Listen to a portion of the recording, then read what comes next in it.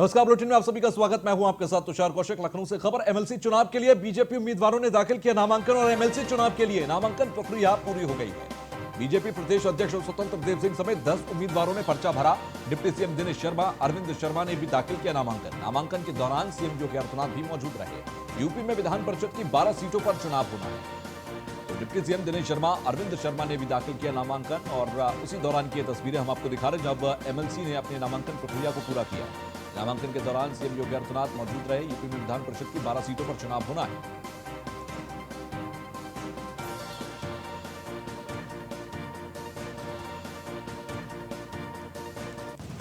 तो एमएलसी चुनाव के लिए नामांकन प्रक्रिया पूरी हुई। 14 तारीख को ही अरविंद शर्मा ने ज्वाइन की थी बीजेपी और आज नामांकन का जो प्रक्रिया है उसको भी नामांकन की प्रक्रिया को भी पूरा किया। तो नामांकन के दौरान सीएम योगी आदित्यनाथ भी मौजूद रहे। एमएलसी चुनाव के लिए नामांकन प्रक्रिया पूरी हुई। तो यूपी में विधान परिषद की 12 सीटों पर चुनाव होना है। 10 सीटों पर बीजेपी के पास बहुमत है। तो ऐसे में 10 प्रत्याशियों ने अपना नामांकन आज किया। एमएलसी चुनाव के लिए ये आज नामांकन की प्रक्रिया को पूरा किया। भारतीय जनता पार्टी आज भारी उत्साह में है। एक एक वर्कर, एक एक हमारा देवतुल्य कार्यकर्ता अपने उम्मीदवारों के नॉमिनेशन में आया हुआ है। अब उच्च सदन में भी, परिषद में भी भाजपा ने बहुमत की तरफ मजबूती के साथ कदम बढ़ा दिया है। और साथ ही साथ मैं अपने राष्ट्रीय नेतृत्व और प्रदेश के नेतृत्व का भी हम लोग स्वागत करते हैं, अभिनंदन करते हैं। जिस तरह से छोटे छोटे समाज को भी परिषद में अपना उम्मीदवार बनाकर सामाजिक संतुलन और छोटे छोटे समाज के मनोबल को बढ़ाने का काम भारतीय जनता पार्टी ने किया है। उसका जितना स्वागत किया जाए उतना कम। भारतीय जनता पार्टी आज भारी उत्साह में है। एक एक वर्कर, एक एक हमारा देवतुल्य कार्यकर्ता अपने उम्मीदवारों के नॉमिनेशन में आया हुआ है। अब उच्च सदन में भी, परिषद में भी भाजपा ने बहुमत की तरफ मजबूती के साथ कदम बढ़ा दिया है। और साथ ही साथ मैं अपने राष्ट्रीय नेतृत्व और प्रदेश के नेतृत्व का भी हम लोग स्वागत करते हैं, अभिनंदन करते हैं। जिस तरह से छोटे छोटे समाज को भी। तो वहीं बीजेपी प्रत्याशी अरविंद शर्मा ने भी न्यूज़ वन इंडिया से खास बातचीत की। रोले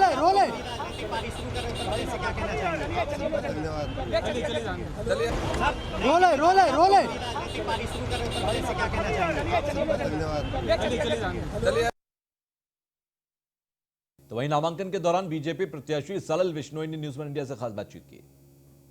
पार्टी ने उत्तर प्रदेश विधान परिषद के लिए सलिल बिश्नोई जी को प्रत्याशी बनाया है। सलिल बिश्नोई जी, आप बिश्नोई समाज से आते हैं। तमाम समस्याएं हैं बिश्नोई समाज की जिनको आप निरंतर उठाते रहे। अब जब आप विधान परिषद में जा रहे हैं तो आगे की क्या तैयारियां रहेंगी? बिश्नोई समाज पर्यावरण के प्रति समर्पित है और मैं हमेशा पर्यावरण के संरक्षण के लिए प्रयास करता रहा।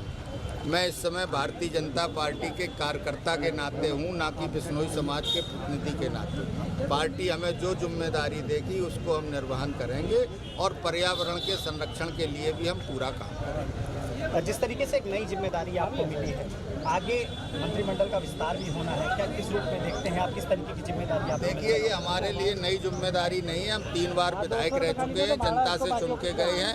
इस बार संगठन ने हमें दूसरी भूमिका दी है, उस भूमिका का निर्वाह करें।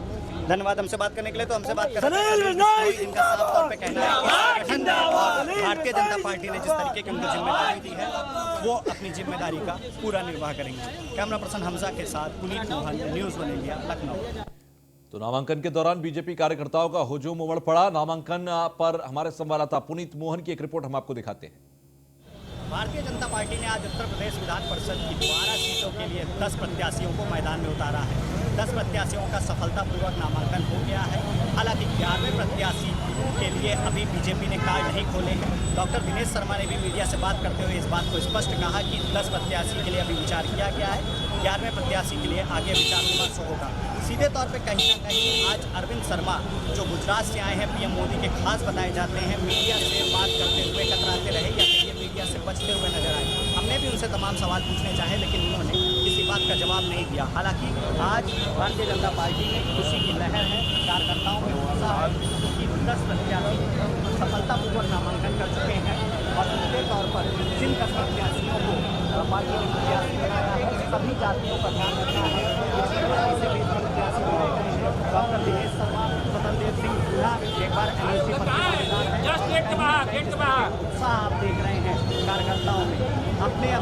चुनाव के लिए आज उनका उत्साह साफ नजर आ रहा है। हालांकि अगर हम 11वें प्रत्याशी की बात करें तो बीजेपी अभी उसके पत्ते नहीं खोल रही है। कैमरा पर्सन हमजा के साथ पुनीत मोहन, न्यूज़ 1 इंडिया। खबर मथुरा से, जहां पर श्री कृष्ण जन्मभूमि विवाद मामले पर आज सुनवाई हुई और दोनों पक्षों ने करीब आधे घंटे तक अपना पक्ष रखा। कोर्ट ने फैसले के लिए याचिका को सुरक्षित रखा है। ईदगाह मस्जिद की ओर से उठाए गए ऑब्जेक्शन पर कोर्ट फैसला करेगा। फिलहाल कोर्ट के अंदर फैसले को अभी रखा गया है, लेकिन कुल मिलाकर देखा जाए, ये तस्वीर आप देखिए, श्री कृष्ण जन्मभूमि विवाद ये है कि इसके एक बड़े हिस्से पर ईदगाह मस्जिद बनी हुई है। शाही ईदगाह मस्जिद को लेकर ये पूरा विवाद है और ऐसे में आज जो मस्जिद की तरफ से ऑब्जेक्शन था उसको लेकर सुनवाई हुई। दोनों पक्षों ने करीब आधे घंटे तक अपना अपना पक्ष रखा। कोर्ट ने फिलहाल याचिका को सुरक्षित रख लिया है।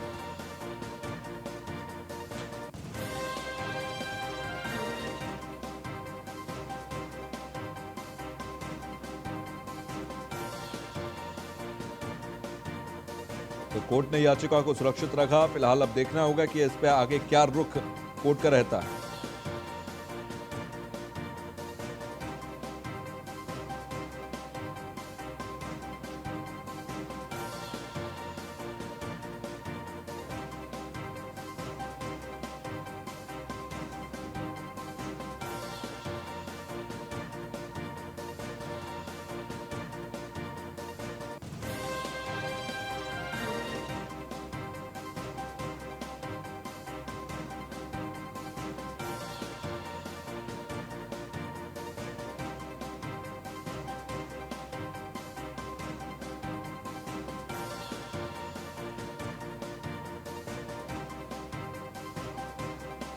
तो कोर्ट ने फैसले के लिए याचिका को सुरक्षित रखा। श्री कृष्ण जन्मभूमि विवाद मामले पर सुनवाई हुई।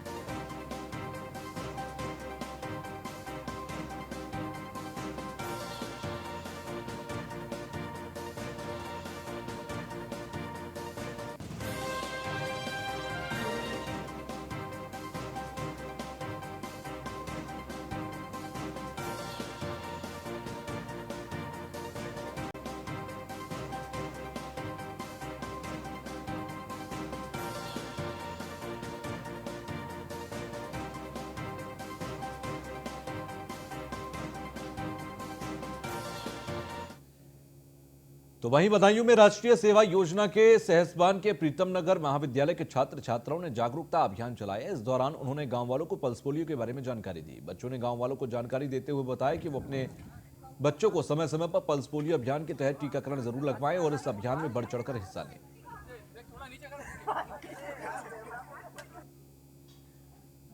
आह्वान पर आज 17 जनवरी 2021 के लिए जो पल्स पोलियो अभियान चल रहा है उसको सफल बनाने के लिए हमारे राष्ट्रीय सेवा योजना के जो राष्ट्रीय स्वयंसेवक और स्वयं सेविकाएँ थी उन लोगों का सहयोग मांगा गया था, जिसमें हमारे राष्ट्रीय सेवा योजना के स्वयंसेवक और सेविकाएँ चयनित गाँव प्रीतम नगर जा करके वहाँ के लोगों से संपर्क किया और उन लोगों को मोटिवेट किया कि जो है अपने जो 5 साल तक के बच्चे हैं उनको पल्स पोलियो की जो ड्रॉप्स पिलाई जाती है सरकार के द्वारा निःशुल्क, उसे अवश्य पिलाएं और किसी भी तरह की इसमें कोई लापरवाही ना बरतें। अगर किसी तरह से आपका बच्चा छूट जाता है तो स्वयं जो अभिभावक हैं उनके वो कोशिश करके उन दवाओं को पिलवाएँ, ड्रॉप को पिलवाएँ, जिससे कि जो सरकार के द्वारा जो अभियान चलाया जा रहा है वो अधिकतम सफल हो सके। आह्वान पर तो वही इटावा में सड़क सुरक्षा को लेकर भारत सरकार द्वारा आयोजित कार्यक्रम की शुरुआत की गई। सड़क सुरक्षा को लेकर सरकार 18 जनवरी से 17 फरवरी तक एक अभियान चलाएगी।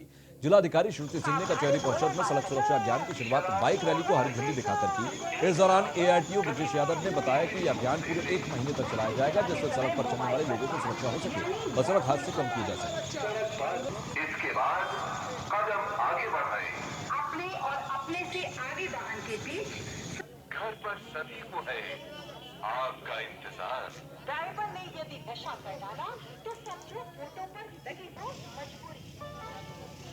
जिलाधिकारी श्रुति सिंह ने हरी झंडी दिखाई। इटावा की ये तस्वीर हम आपको दिखा रहे हैं। पार न करें। मानव रहित रेलवे क्रॉसिंग सावधानी पूर्वक तो वहीं बरेली के आंवला के अंदर तृतीय क्षत्रिय समागम सम्मेलन और खिचड़ी सहभोज का आयोजन किया गया। सम्मेलन में बरेली, बदायूं, संभल, शाहजहांपुर के क्षत्रियों ने भाग लिया। इस मौके पर क्षत्रिय समाज को सामाजिक समरसता का संदेश दिया गया। कार्यक्रम की शुरुआत भगवान राम के चित्र पर पुष्प अर्पित कर की गई, दीप प्रज्वलित किया गया। कार्यक्रम में धीरेन्द्र वीर सिंह मुख्य अतिथि के तौर पर मौजूद रहे। इस मौके पर उन्होंने कहा कि सनातन धर्म के सभी त्योहारों का मूल आधार सामाजिक एकता का मूल है। क्षत्रिय धर्म की रक्षा, शिक्षा, रोजगार, कुरीतियों पर रोक से ही समाज का विकास हो सकता है।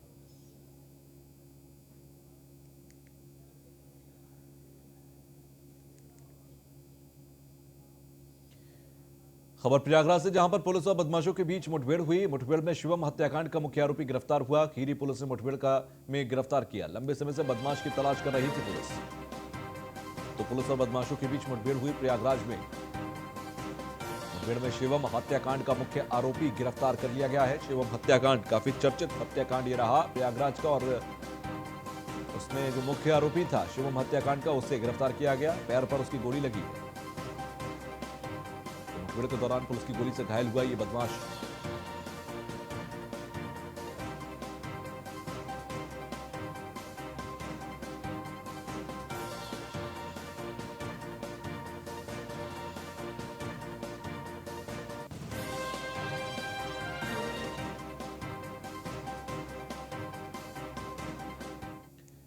तो वहीं प्रयागराज में जमीनी विवाद को लेकर दो पक्षों में खूनी संघर्ष हुआ। इस मामले में एक शख्स के गंभीर रूप से घायल होने से अस्पताल ले जाया गया, जहां उसकी इलाज के दौरान मौत हो गई। घटना की सूचना मिलते ही मौके पर पहुंची पुलिस ने मामला दर्ज कर आरोपी की तलाश शुरू कर दी है। मामले में एसपी सौरभ दीक्षित ने घटनास्थल पर पहुंचकर परिजनों से बातचीत भी की।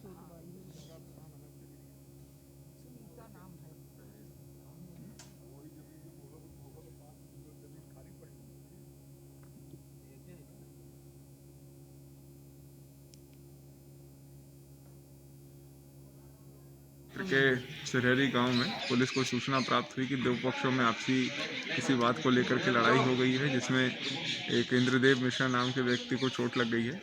उनके घर वालों द्वारा उनको अस्पताल ले जाते समय उनकी मृत्यु हो गई, और इसी दौरान पुलिस को सूचना प्राप्त हुई।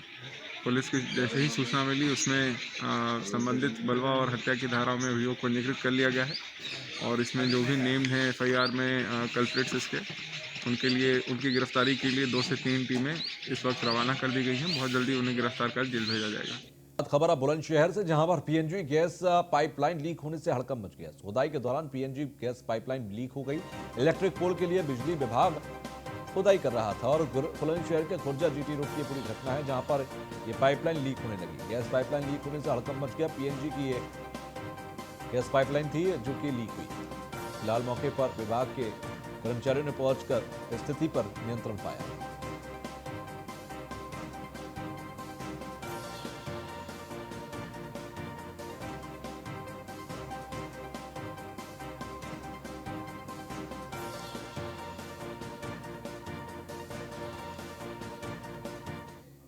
तो वहीं बलरामपुर के अंदर पुलिस ने लकड़ी माफिया पर शिकंजा कसा है।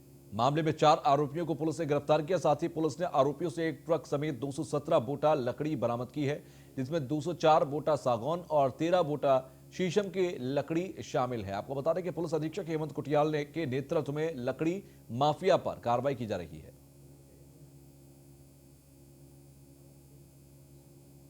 विरुद्ध पुलिस अधीक्षक महोदय द्वारा जनपद बलरामपुर में लगातार कार्रवाई की जा रही है। इसी अनुक्रम में मैं आपको ये बताना चाहूँगा कि थाना सादुल्ला नगर में CO श्री राधा रमण सिंह के नेतृत्व में और वहाँ के प्रभारी निरीक्षक उनके टीम द्वारा एक बहुत अच्छी कार्रवाई की गई है, जिसमें एक अच्छी बरामदगी है। इसी अनुक्रम में मैं बताना चाहूँगा कि 15 जनवरी को एक ट्रक और एक पिकअप जिसमें चोरी की लकड़ियां भरी हुई थी, जिसमें से 217 बोटा चोरी की लकड़ी में 204 बोटा सागौन और 13 बोटा शीशम की लकड़ी बरामद की गई है। और इसमें 3 मशीनें जो कटर के रूप में यूज की जाती हैं लकड़ी को काटने में, वो और एक कुल्हाड़ी भी बरामद की गई है। 4 अभियुक्तों को इसमें गिरफ्तार करके जेल भेजा जा रहा है। प्रयागराज से खबर, जहां पर हेड कांस्टेबल का रिश्वत लेते हुए वीडियो वायरल हुआ। सराय इनायत थाने के अंदर तैनात ये कांस्टेबल का वीडियो वायरल हुआ। फरियादियों से रिश्वत ले रहा था कांस्टेबल राजेश सिंह। सराय इनायत थाने में तैनात कांस्टेबल का वीडियो वायरल हुआ है। प्रयागराज का मामला, हेड कांस्टेबल का रिश्वत लेते हुए वीडियो वायरल हुआ। फरियादियों से रिश्वत ले रहा था कांस्टेबल राजेश सिंह। तो हेड कांस्टेबल का रिश्वत लेते हुए वीडियो वायरल हुआ। प्रयागराज की ये खबर है, जहां पर सराय इनायत थाने में तैनात कांस्टेबल का वीडियो वायरल हुआ।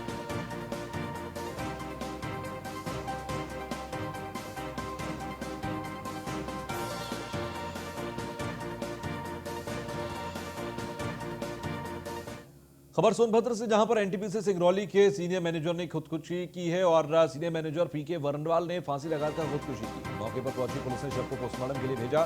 पीके वर्णवाल की खुदकुशी की वजह का पता नहीं लगा। शक्तिनगर थाना क्षेत्र के एनटीपीसी आवासीय परिसर की पूरी घटना है। तो मौके पर पहुंची पुलिस ने शव को पोस्टमार्टम के लिए भेजा है। एनटीपीसी सिंगरौली के सीनियर मैनेजर ने की खुदकुशी। सोनभद्र का ये पूरा मामला, पीके वर्णवाल की खुदकुशी की वजह का पता नहीं लगा।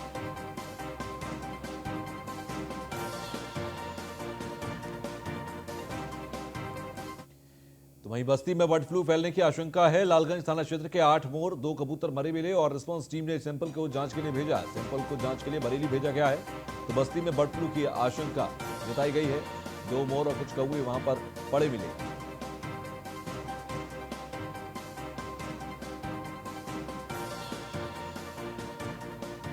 सूचना मिली थी कि 8 मोर और 2 कबूतर की मृत्यु हो गई है। उसमें रैपिड एक्शन टीम और डॉक्टर प्रशांत पाल को हमने मौके पे भेजा था और वहाँ पे निरीक्षण करने के उपरांत ये पाया गया कि संभवतः जो मृत्यु हुई है वो अत्यधिक ठंड के कारण हुई है, लेकिन प्रिकॉशन के लिए हमने उसके क्लोइकल और नेजल सैंपल ले लिए गए हैं और उनको IVRI इज्जतनगर बरेली भिजवाया जा रहा है। बनकटी में हमें सूचना मिली थी कि 8 मोर और 2 कबूतर। तो सुल्तानपुर में बर्ड फ्लू को लेकर प्रशासन पूरी तरह अलर्ट पर है। बर्ड फ्लू को लेकर डीएम ने जनता से अपील की है, अफवाहों पर ध्यान ना दें। डीएम रवीश गुप्ता की तरफ से यह कहा गया, बर्ड फ्लू को लेकर प्रशासन पूरी तरह अलर्ट पर है। तो बर्ड फ्लू को लेकर डीएम ने जनता से अपील की है, अफवाहों पर ध्यान ना दें। डीएम रवीश गुप्ता की तरफ से ये अपील की गई।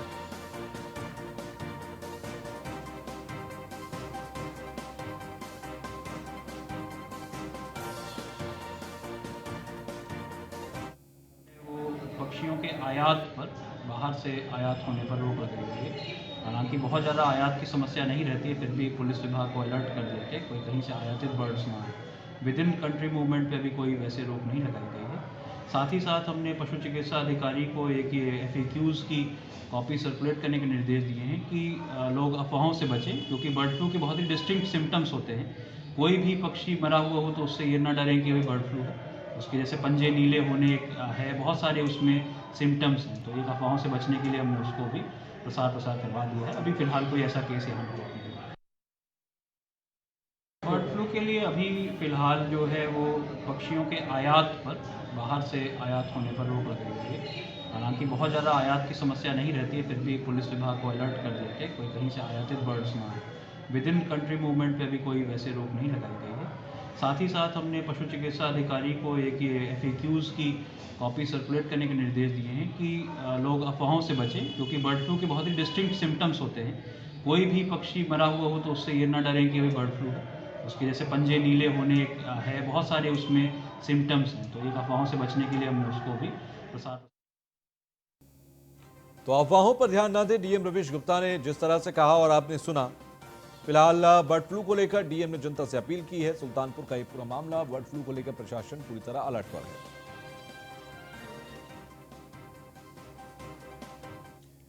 कानपुर देहात से खबर, जहां पर बेकाबू होकर नहर में गिरी बस और कई लोगों के दबे होने की बस में आशंका जताई जा रही है। तेज रफ्तार होने की वजह से बड़ा हादसा हुआ। कानपुर देहात के अंदर बेकाबू होकर नहर में बस गिरी है और कई लोगों के इसमें दबे होने की बस में आशंका जताई जा रही है। तेज रफ्तार होने की वजह से यह बड़ा हादसा हुआ था। कानपुर देहात का मामला, बेकाबू होकर नहर में यह बस गिरी थी।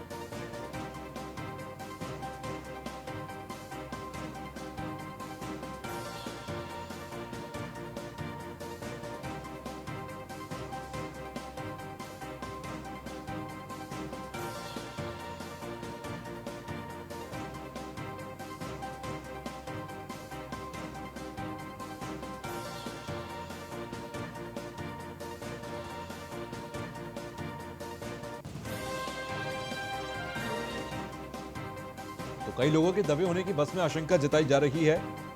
तेज रफ्तार होने की वजह से यह बड़ा हादसा हुआ था। सलीम सिद्दीकी हमारे संवाददाता हमारे साथ जुड़ गए हैं। सलीम, यह हादसा कैसे हुआ और अभी क्या स्थिति है? देखिए, कानपुर देहात के मंगलपुर थाना क्षेत्र का ये जुरिया गांव के नजदीक जो है नहर पड़ती है। इस दरमियान तेज रफ्तार बस जो थी आई अनियंत्रित हो गई और सीधे जो है नहर में गिर गई, जिसमें जो है इलाकाई लोगों ने तत्काल जो है रेस्क्यू ऑपरेशन शुरू करा। लोगों को निकाला जा रहा है, लेकिन अभी भी फिलहाल बताया जा रहा है कि तमाम लोग बस के नीचे दबे हो सकते हैं। जी ठीक है, बहुत बहुत शुक्रिया हमसे जुड़ने के लिए।